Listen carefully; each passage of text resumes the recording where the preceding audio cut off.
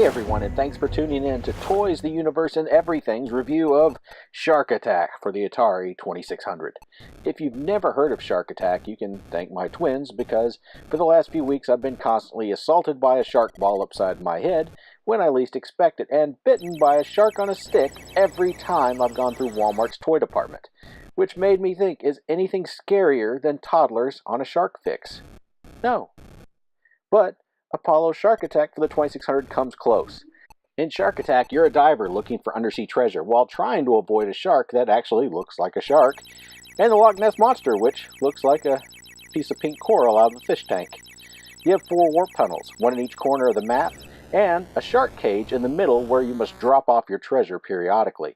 The Loch Ness Monster appears randomly, similar to Berserk's Evil Otto, to chase you down more directly than the shark, which only zooms back and forth in a straight line. The shark's big threat is getting you when you're close to the left or right edge of the screen. At first glance, this looks like a Pac-Man clone from a time when Pac-Man clones were plentiful and forgettable.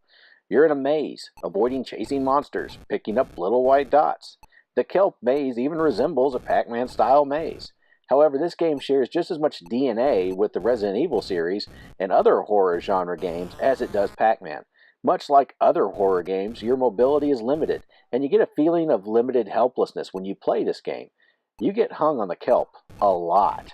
It isn't a smooth maze like Pac-Man. You're constantly fighting to free yourself from the corners of kelp that you'll get trapped on while the shark is coming right at you, or the Loch Ness Monster is getting closer. The shark noise is clearly inspired by the Jaws theme and adds a tense ambiance to the game when he goes across the screen. The Loch Ness Monster, while not scary to look at, moves quickly and with purpose, and makes your clunky, helpless movement feel like a chase out of a classic 80s horror flick, where you are seriously outmatched by your pursuer. Visually, this looks good. The screen is colorful, and the playfield does an admirable job with the 2600's capabilities. The diver and the shark are well animated and do a good job representing what they are supposed to be. The only question to me is Nessie. What is that? It looks like sentient coral, which can be scary. But this is not what I imagine when I think of the Loch Ness Monster and what it should look like. The sound is good. The shark noise is effective, and the sound in general adds to the tension of the game.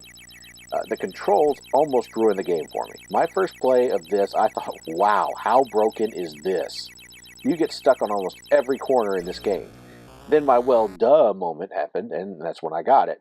You're supposed to feel frustrated and helpless. This is a horror game. Limited helplessness is where the tension and the fun come from. If this controlled like Pac-Man, evading one shark in a maze would make this feel like a baby game. The fact that this is a challenging game makes it so good. The risk versus reward aspect, where you have to choose to go back and deposit your treasure or risk losing it if you die before you get back, was brilliant, especially in this early era of game design. You have 24 diamonds. Do you go back for 5 more that are close, or go back and bank what you have? If you go for it, you could get hung up on kelp and be eaten by the shark. You can run from Nessie in a warp tunnel, but it could drop you right in front of the shark.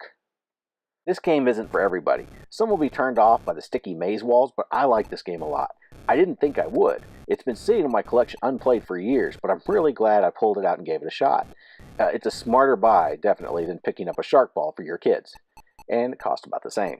If you want to see what undersea horror feels like on Atari 2600, check out Shark Attack by Apollo. If you need instructions for Shark Attack, be sure to pop over to AtariAge.com and check out the extensive collection of manuals and box art scans to help you understand just what it is you're supposed to be doing in games just like this one. I'll put the address down below in the comments. Thanks for tuning in, everyone. If you like this video, please like and subscribe, and good gaming. Now what this game needs is bat shark repellent.